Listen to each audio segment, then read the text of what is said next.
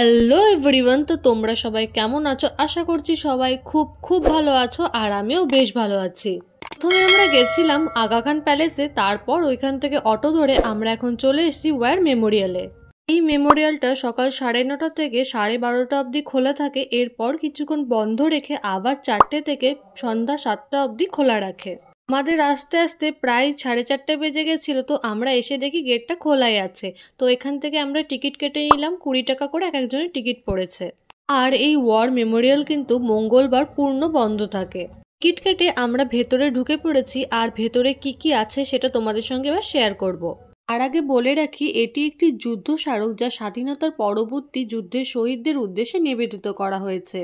আর এটিই হচ্ছে দক্ষিণ এশিয়ার একমাত্র মেমোরিয়াল যা নাগরিকদের অবদানে নির্মিত হয়েছে। তো এইবার বলি আমরা ভেতরে ঢুকে কি কি দেখলাম। তো ভেতরে ঢুকে আমরা প্রথমে দেখলাম হচ্ছে এই বড় মিনারটি, যেটা অনেক দূর থেকে দেখা যাচ্ছিল, আর তার সামনেই ছিল আমাদের দেশের জাতীয় পতাকা।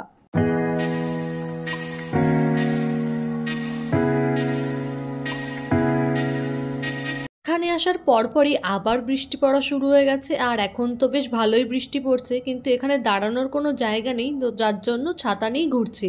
যুদ্ধ করে যারা শহীদ হয়েছেন তাদের স্মৃতির উদ্দেশ্যে এখানে মূর্তি করে রাখা রয়েছে, আর তার নিচে সেই সব যুদ্ধের বিবরণও দেওয়া রয়েছে।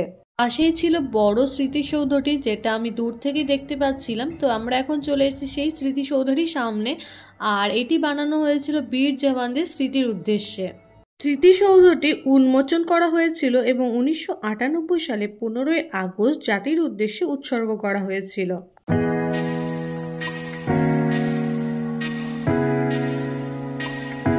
অপারেশন ট্রাইডেন্ট ছিল 1971 সালে ভারত পাকিস্তান যুদ্ধের সময় পাকিস্তানের বন্দর শহর করাচি ভারতীয় নৌবাহিনী দ্বারা একটি আক্রমণাত্মক অভিযান। পাশাপাশি আরো নানান রকমের যুদ্ধের বিবরণ এখানে দেওয়া রয়েছে। এর ভেতরে সব থেকে আকর্ষণীয় বস্তুটি হলো এই বড় যুদ্ধ বিমানটি। এই যুদ্ধ বিমানটির নাম হচ্ছে MiG-23BN। তো এটি কার্গিল যুদ্ধের সময় ব্যবহৃত হয়েছিল। একটা যুদ্ধ বিমানকে এত কাছ থেকে দেখা ভীষণই ভালো একটা এক্সপিরিয়েন্স হলো। ওয়ার মেমোরিয়ালের ভেতরে মোট 3টে মিউজিয়াম আছে। তো এটা হচ্ছে প্রথম মিউজিয়াম। এখানে ইতিহাসের বীর যোদ্ধাদের যুদ্ধের কাহিনী এবং বিবরণ সবকিছু লেখা আছে।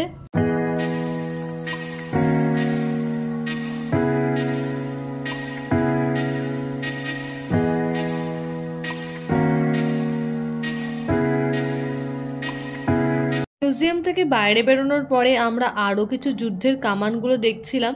এখানে পরপর অনেকগুলো কামান রাখা ছিল। প্রতিটা কামানেরই আলাদা আলাদা নাম রয়েছে, কিন্তু আমার এখন ঠিক মনে পড়ছে না যে কোন কামানটার কি নাম ছিল।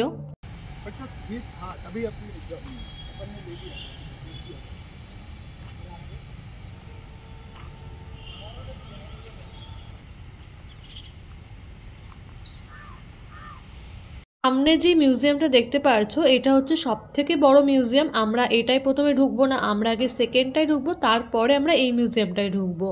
পাশেই রয়েছে আর্ম মিউজিয়াম। যুদ্ধে যত রকমের অস্ত্রশস্ত্র ব্যবহার করা হতো, তো সেইগুলো ওই মিউজিয়ামের ভেতরে রাখা রয়েছে।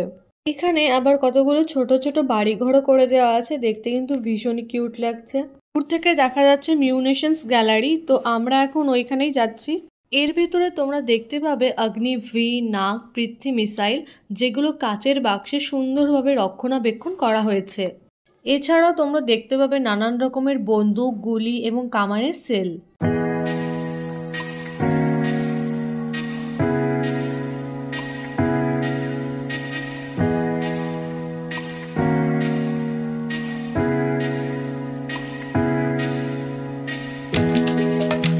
আর একটা কথা বলে রাখি, এখানে প্রতি শুক্র, শনি এবং রবি বিকেল 5:40 একটি সাউন্ড এবং লাইট শো অনুষ্ঠিত হয়। আপনারা যদি এই দিনগুলোতে আসেন তবে এই শোগুলো আপনি উপভোগ করতে পারেন।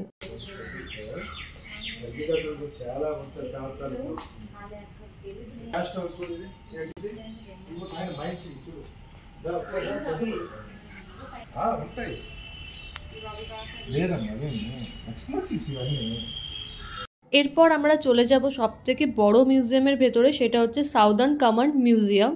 ভেতরে ঢুকে পাশেই তোমরা দেখতে পারবে যে সেনাবাহিনীদের কত রকমের পোশাকের বিবরণ এখানে দেওয়া রয়েছে। দক্ষিণ কমান্ডের দ্বারা বছরের পর বছর ব্যবহার করা সরঞ্জাম যেমন তাদের ইউনিফর্ম, গোলাবারুদ, যানবাহন, ট্রাক, বন্দুক প্রদর্শন করে। জাদুঘরটি সাউদার্ন কমান্ডের ইতিহাস ও তাদের দ্বারা সংগৃহীত যুদ্ধ, জয়ী হওয়া অন্যান্য তথ্যও দেয়। এখানে প্রতিটা জিনিসেরই ভীষণ সুন্দর করে বিবরণ দেওয়া রয়েছে। স্বাধীনতার আগে এবং পরে যেসব যুদ্ধ হয়েছে তার প্রতিটা জিনিসের ব্যাখ্যা এবং ছবি সবকিছু এখানে দেওয়া রয়েছে।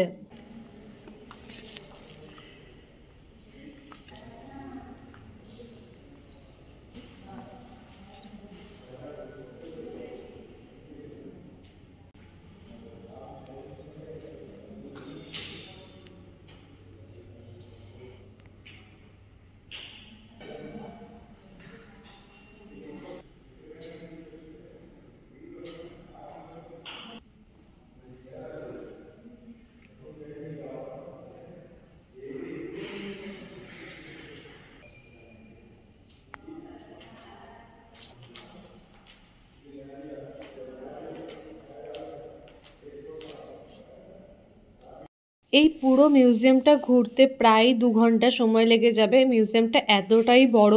এদিকটায় রাখা ছিল নানান রকমের বন্দুক, আর এই দেওয়ালে লাগানো ছিল নানান রকমের ফটো, যে কি করে আমাদের সাইক্লোনের সময় সেনাবাহিনীরা আমাদের পাশে এসে দাঁড়িয়েছিল, কিভাবে বন্যার সময় তারা আমাদের পাশে এসে দাঁড়ায়।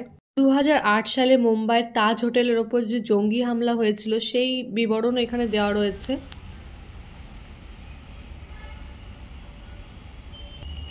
আমরা এখন চলে এসেছি মিউজিয়ামের বাইরে। আমরা প্রায় অনেকক্ষণই মিউজিয়ামের ভেতরে ছিলাম, প্রায় 2 ঘন্টা লেগে গেল পুরো মিউজিয়ামটা কভার করতে আমাদের। বড় মিউজিয়ামটার পাশেই রয়েছে একটা সৌভিনিয়ার শপ। তোমরা যদি এই জায়গার স্মৃতি হিসেবে কোনো জিনিস নিতে চাও তবে তোমরা এই দোকান থেকে কিনে নিতে পারো। এর ভেতরে রয়েছে কফি মাগ, বই, টি শার্ট, ছোট্ট এরোপ্লেন, হেলিকপ্টার, ঘড়ি, বিভিন্ন জিনিস তোমরা কিনে নিতে পারো।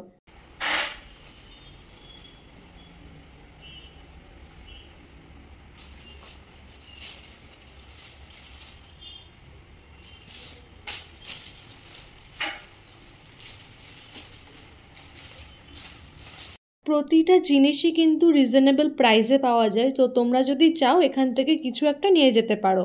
আমার সব থেকে ভালো লেগেছে এই ফ্রিজ ম্যাগনেটগুলো, কিন্তু এখানে বেশি কালেকশন ছিল না।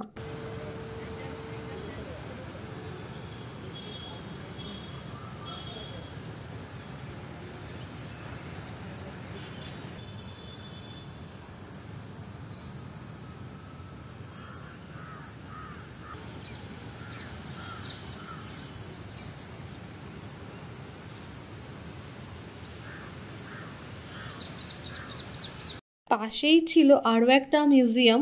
তো এর বাইরে সুন্দর সুন্দর ফোর্টের ছবি লাগানো ছিল, আর এটা ছিল এন্টার গেট। মারাঠা গ্যালারি থেকে শুরু করে ছত্রপতি শিবাজি মহারাজের আঁকা ছবি সহ গ্যালারি রয়েছে। এর ভিতরে রাজস্থানী এবং দক্ষিণ ভারতের শাসকের জন্য পৃথ্বীরাজ চৌহান, তৃতীয় শেষ হিন্দু রাজা ও মহারানা প্রতাপ, রাজা রাজেন্দ্র প্রথম, টিপু সুলতান এবং আরও অনেকের আঁকা ছবি রয়েছে।